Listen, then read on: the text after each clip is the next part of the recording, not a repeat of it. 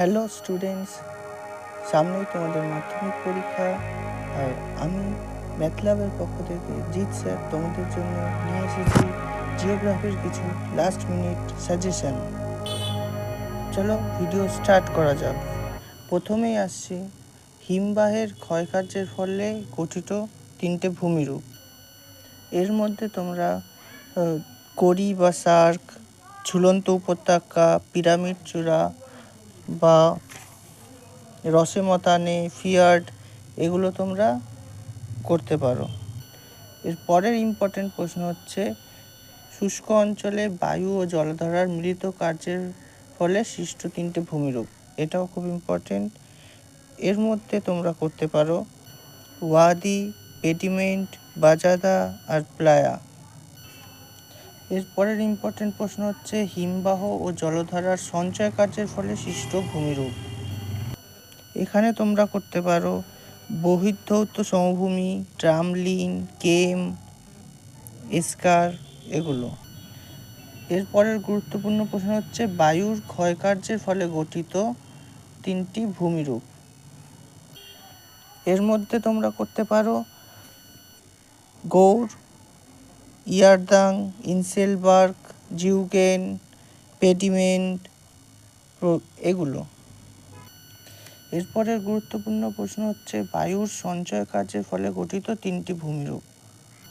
এর মধ্যে তোমরা করতে পারো তির্যক বালিয়ারি, অনুদৈর্ঘ্য বালিয়ারি, পুচ্ছ বালিয়ারি, মস্তক বালিয়ারি, লোয়ের সমভূমি। তির্যক বালিয়ারির মধ্যে আবার বারখান, একেল বালিয়ারি, রোডস বালিয়ারি। অনুদৈর্ঘ্য বালিয়ারির মধ্যে মানে শিব বালিয়ারির মধ্যে মস্তক বালিয়ারি, পুচ্ছ বালিয়ারি, পার্শ্বস্থ বালিয়ারি, অগ্রবর্তী বালিয়ারি, চলমান বালিয়ারি, এগুলো করতে পারো। এরপরে আর একটা গুরুত্বপূর্ণ প্রশ্ন হচ্ছে নদীর ক্ষয়কার্যের ফলে সৃষ্ট ভূমিরূপ। তো এখানে তোমরা করতে পারো আই আকৃতির উপত্যকা, ক্যানিয়ন, ভি আকৃতির উপত্যকা, গিরিখাত, জলপ্রপাত, মন্থকূপ, ঠিক আছে, শৃঙ্খলিত শৈলশিরা, কর্তিত শৈলশিরা, এগুলো করতে পারো। এরপরের গুরুত্বপূর্ণ প্রশ্ন হলো পৃথিবীর প্রধান প্রধান বায়ুচাপ বলয়গুলির সাথে নিয়ত বায়ু প্রবাহের। এরপরের এবছরের গুরুত্বপূর্ণ প্রশ্ন হচ্ছে উচ্চতা ও তাপমাত্রার উষ্ণতার ভিত্তিতে বায়ুমণ্ডলের স্তর বিন্যাস।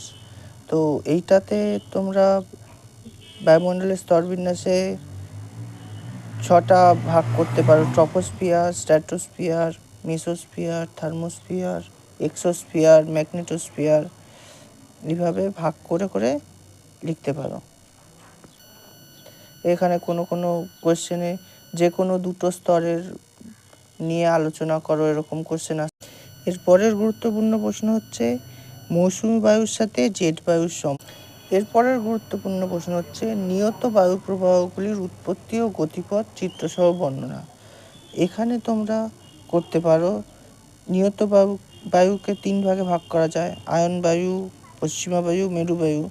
সেগুলো আবার ভাগ করে লিখতে পারো উত্তর পূর্ব আয়ন বায়ু, দক্ষিণ পূর্ব আয়ন বায়ু কোন দিকে যাচ্ছে, দক্ষিণ পশ্চিম পশ্চিমা বায়ু, উত্তর পশ্চিম পশ্চিমা বায়ু কোন দিক থেকে কোন দিকে যাচ্ছে, উত্তর পূর্ব মেরু বায়ু, দক্ষিণ পূর্ব মেরু বায়ু এটা কোন দিক থেকে কোন দিকে যাচ্ছে, এবং ছবি দিয়ে তোমরা বুঝিয়ে দিতে পারো।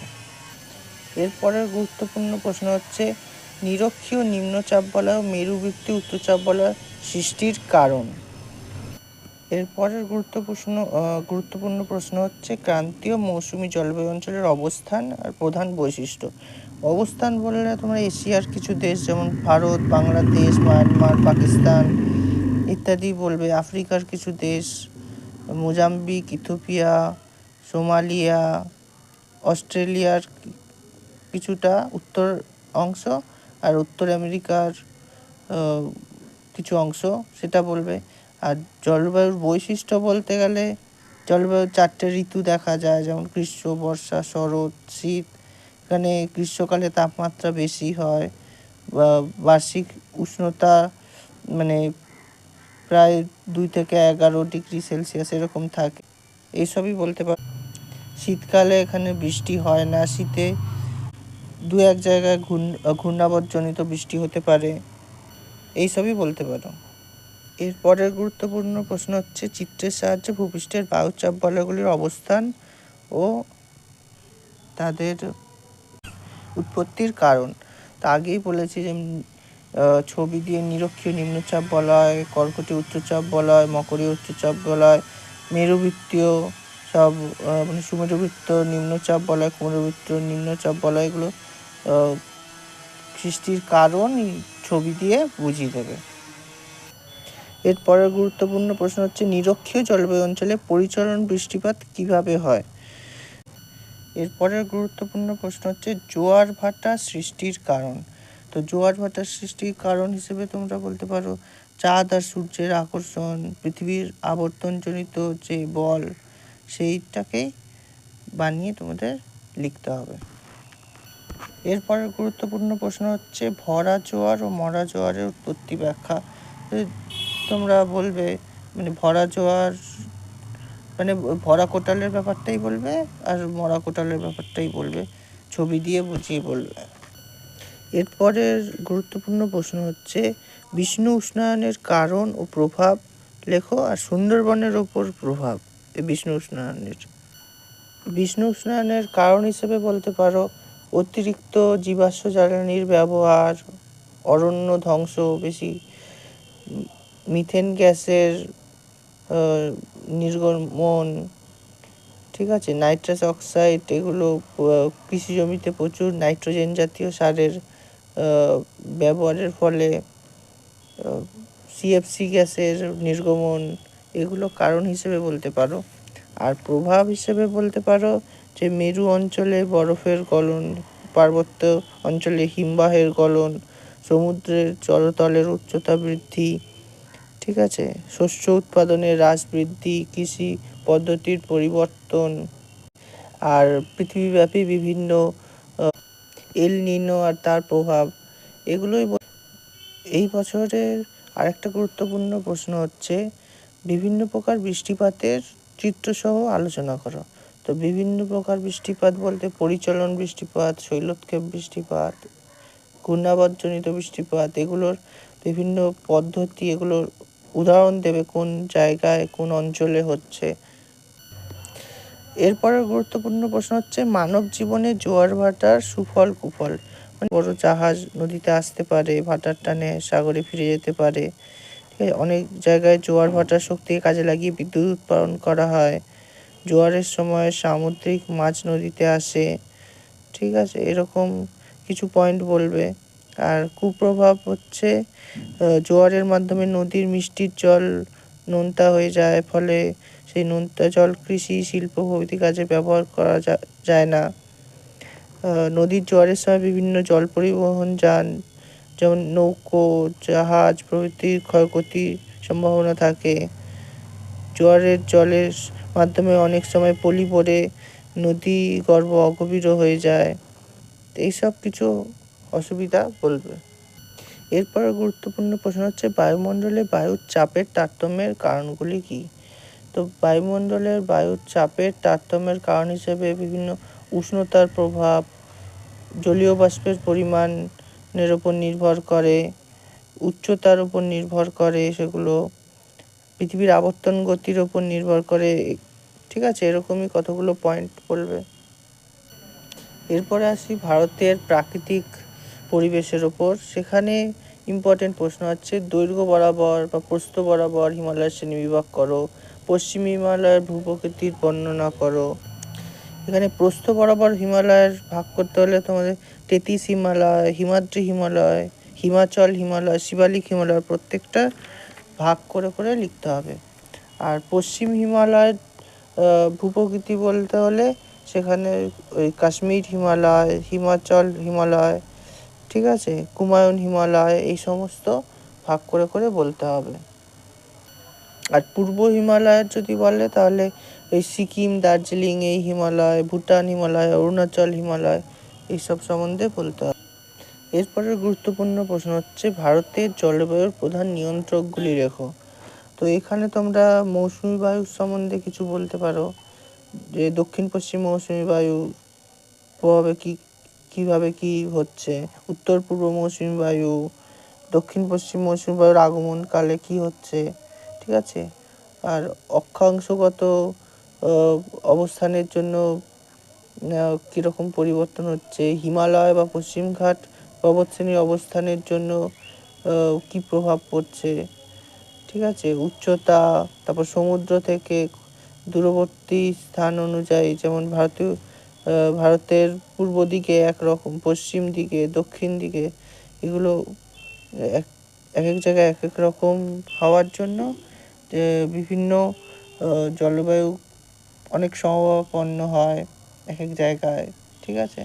সমুদ্র থেকে অনেক দূরে অঞ্চলে ভেতরে শীত আর গ্রীষ্মের পার্থক্য খুব বেশি থাকে, এরকম কিছু পয়েন্ট করবে।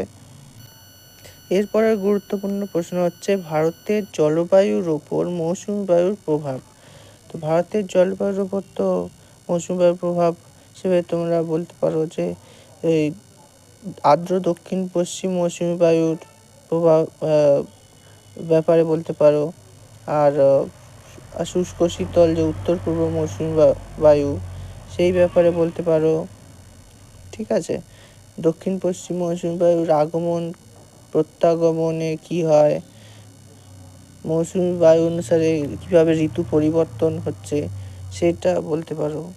এরপরে গুরুত্বপূর্ণ প্রশ্ন হচ্ছে যে ভারতে গম, চা, আখ, কফি, এই 4টি ইম্পর্টেন্ট। এবারে এগুলোর অনুকূল পরিবেশ। তো গমের ক্ষেত্রে হচ্ছে বলতে হবে যে উষ্ণতা 15 থেকে 20 ডিগ্রি সেলসিয়াস, এসব ফসল পাকার সময় 25 ডিগ্রি সেলসিয়াস উষ্ণতার প্রয়োজন। বার্ষিক 50 থেকে 100 সেমি বৃষ্টিপাতের প্রয়োজন হয়। মৃত্তিকা কী হয়, ভারী দোআঁশ মাটি, ঠিক আছে। ভূপ্রকৃতি এরকম হয় দরকার, এগুলো বলবে। চায়ের জন্য বলতে পারো যে গড়ে 16 থেকে 30 ডিগ্রি সেলসিয়াসের উষ্ণতা প্রয়োজন। বৃষ্টিপাত বছরে 150 থেকে 250 সেমি দরকার, ঠিক আছে। মৃত্তিকা হচ্ছে লৌহ সমৃদ্ধ উর্বর দোআঁশ মাটি, এগুলো ঢালু জমি দরকার, এগুলো বলতে পারো। কফি চাষের ক্ষেত্রে বলবে যে কি উষ্ণতা 20 থেকে 25 ডিগ্রি সেলসিয়াস উষ্ণতা দরকার। বৃষ্টিপাত 150 থেকে 250 সেন্টিমিটার, ঠিক আছে, বৃষ্টিপাত দরকার। মৃত্তিকা হচ্ছে লাল দোআঁশ মাটি কফি চাষের জন্য ভালো। ভূমির প্রকৃতি কীরকম হওয়া উচিত, সেসবই বলবে। আখের জন্য বলতে পারো যে আখ চাষের জন্য 20 থেকে 27 ডিগ্রির মতো টেম্পারেচার দরকার হয়। বৃষ্টিপাত 75 থেকে 150 সেমি মতো বৃষ্টিপাত দরকার হয়, ঠিক আছে। মাটি চুনযুক্ত দোআঁশ মাটি বা কালো মাটি আখ চাষের জন্য উপযোগী, এসবই বলবে। এরপর গুরুত্বপূর্ণ প্রশ্ন হচ্ছে ভারতের পূর্ব ও পশ্চিম উপকূলের সমভূমির প্রাকৃতিক বৈশিষ্ট্যের পার্থক্য। এখানে বিভিন্ন পয়েন্ট করে করে বলবে যে পূর্ব উপকূল বেশি প্রশস্ত, পশ্চিম উপকূল ভূমি খুব সংকীর্ণ, উচ্চতা অনুযায়ী কীরকম, কোথায় বালিয়াড়ি দেখা যায় কোথায় দেখা যায় না, সেগুলো বলবে, ঠিক আছে। তো পূর্ব উপকূলে কী কী নদী প্রবাহিত হয়, মহানদী, গোদাবরী, কৃষ্ণা, কাবেরী। আর পশ্চিম উপকূলে যেসব বিভিন্ন ছোট্ট নদীগুলো প্রবাহিত হয়, হ্যাঁ, যেমন পেরিয়ার, সরাবতী। বদ্বীপ দেখা যায় কি না, ঠিক আছে। পূর্ব উপকূল ভূমিতে বদ্বীপ দেখা যায়, পশ্চিম উপকূলে সেরকম কোনো বদ্বীপ নেই, ছোটোখাটো কিছু বদ্বীপ ছাড়া, ঠিক আছে। তারপর মৃত্তিকার উর্বরতা, সেটা বলবে পূর্ব উপকূলে মৃত্তিকা উর্বর, ঠিক আছে, পশ্চিম উপকূলে মৃত্তিকা কম উর্বর। তারপর বৃষ্টিপাতের পরিমাণ, এখানে পূর্ব উপকূলে কীরকম বৃষ্টিপাত দেখা যায়, পশ্চিম উপকূলে কীরকম বৃষ্টিপাত দেখা যায়, শিল্প, এগুলো সমস্ত বলবে। এরপরে গুরুত্বপূর্ণ প্রশ্ন হচ্ছে ভারতের পলি মৃত্তিকা ও কৃষ্ণ মৃত্তিকার বৈশিষ্ট্য। তো পলি মৃত্তিকা কৃষ্ণ মৃত্তিকাগুলো পয়েন্ট করে বলবে, যেগুলো পলি মৃত্তিকা কীভাবে সৃষ্টি হয়, নদীর বালি, পলি, কাদা প্রভৃতি সঞ্চয় করে। আর কৃষ্ণ মৃত্তিকা হচ্ছে ব্যাসল্ট শিলার ক্ষয়ের ফলে সৃষ্টি হয়। পলি মৃত্তিকা ধূসর রঙের হয়, কৃষ্ণ মৃত্তিকা ঘন কালো রঙের হয়। হ্যাঁ, পলি মৃত্তিকায় কী কী ফসল উৎপন্ন হয়? ধান, গম, আখ, পাট। কৃষ্ণ মৃত্তিকায় তুলো, তামাক, মিলেট, গম। এগুলোই পয়েন্ট করে বলবে। গুরুত্বপূর্ণ প্রশ্ন, এটা স্টার দিয়ে রাখো যে কি পূর্ব মধ্য ভারতের লৌহ ইস্পাত শিল্পের একদেশীকরণের কারণ। ঠিক আছে, তো এটা বিভিন্ন এগুলোও পয়েন্ট করে বলবে যে কাঁচামালের সহজলভ্যতা করে, জলের সহজলভ্যতা, বিদ্যুৎ শক্তির পর্যাপ্ত, উন্নত পরিবহন ব্যবস্থা। ঠিক আছে, সুলভ শ্রমিকের প্রাচুর্য, এরকম পয়েন্ট করে করে বলবে। এটা খুব ইম্পর্টেন্ট প্রশ্ন। এরপরের গুরুত্বপূর্ণ প্রশ্ন হচ্ছে ভারতের পশ্চিমাঞ্চলে কার্পাস বয়ন শিল্পের কেন্দ্রীভবনের কারণ। মানে আর্দ্র জলবায়ু এখানকার। ঠিক আছে, এখানকার মাটি, কৃষ্ণ মৃত্তিকা ভালো পাওয়া যায়, সেই মাটিতে ভালো তুলো হয়। ঠিক আছে, এখানে সুলভ বিদ্যুৎ শক্তি, বিভিন্ন জলবিদ্যুৎ কেন্দ্র আছে, তাপবিদ্যুৎ কেন্দ্র আছে। ঠিক আছে, মহারাষ্ট্রের কয়নাতে, গুজরাটের উকাই, কাদানা, এগুলো তাপবিদ্যুৎ কেন্দ্র আছে। মহারাষ্ট্রের নাসিকে, টম্বে প্রভৃতি। তো এখানে আরও কিছু পয়েন্ট বলবে যে উন্নত পরিবহন ব্যবস্থা, পর্যাপ্ত মূলধনের বিনিয়োগ। ঠিক আছে, সুলভ শ্রমিকের, এগুলোই পয়েন্ট করে বলবে। এরপরে গুরুত্বপূর্ণ প্রশ্ন হচ্ছে ভারতের নগর গড়ে ওঠার কারণ। তো এখানে এরকম পয়েন্ট করে বলবে যে এখানে বিভিন্ন খনিজ সম্পদে সমৃদ্ধ অঞ্চল আছে, সেগুলোকে কেন্দ্র করে নগর গড়ে ওঠে। প্রশাসনিক কেন্দ্র আছে যেরকম, হ্যাঁ, সেগুলোকে কেন্দ্র করে নগর গড়ে উঠেছে। শিল্প কেন্দ্রকে কেন্দ্র করে নগর গড়ে উঠেছে। বাণিজ্য কেন্দ্র, তীর্থস্থানকে কেন্দ্র করে বিভিন্ন নগর গড়ে উঠেছে, যেমন গয়া, বারাণসী, হরিদ্বার, মথুরা, বৃন্দাবন। ঠিক আছে, অযোধ্যা, এরকম। তো ইতিহাস প্রসিদ্ধ স্থান আছে কিছু, আগ্রা, মুর্শিদাবাদ, দিল্লি। শিক্ষা সাংস্কৃতিক কেন্দ্র, শান্তিনিকেতন। ঠিক আছে, বন্দর আছে, পর্যটন স্থান আছে, দার্জিলিং, দীঘা প্রভৃতি। এই সমস্ত পয়েন্ট করে করে বলবে নগর গড়ে ওঠার কারণ। দ্রুত নগরায়নের ফলে উদ্ভূত সমস্যা। কী কী সমস্যা হতে পারে? যেমন অপরিকল্পিত নগরায়নের ফলে যে সমস্ত সমস্যা হয়, হ্যাঁ, মানুষের বাসস্থানের অভাব, পরিবহনের সমস্যা, স্বাস্থ্য সমস্যা, শিক্ষার সমস্যা, বিদ্যুতের সমস্যা, জল নিকাশির সমস্যা, এরকম পয়েন্ট করে করে বলবে। এরপরে গুরুত্বপূর্ণ প্রশ্ন হচ্ছে ভারতের দ্রুত জনসংখ্যা বৃদ্ধির কারণ। তো দ্রুত জনসংখ্যা বৃদ্ধির কারণ বললে বিভিন্ন পয়েন্ট করে বলবে। উচ্চ জন্মহার, মৃত্যুহার কমে যাওয়া, অর্থনৈতিক কারণ যেমন দারিদ্রতা। ঠিক আছে, সামাজিক কারণ, এগুলোই পয়েন্ট করে বলবে। এরপরে গুরুত্বপূর্ণ প্রশ্ন হচ্ছে ভারতের পরিবহন ও যোগাযোগ ব্যবস্থার গুরুত্ব, সড়ক ও রেলপথের গুরুত্ব, এগুলো খুব ইম্পর্টেন্ট। ঠিক আছে, তারপরে গুরুত্বপূর্ণ প্রশ্ন হচ্ছে যে শিল্প স্থাপনের জন্য অনুকূল পরিবেশ।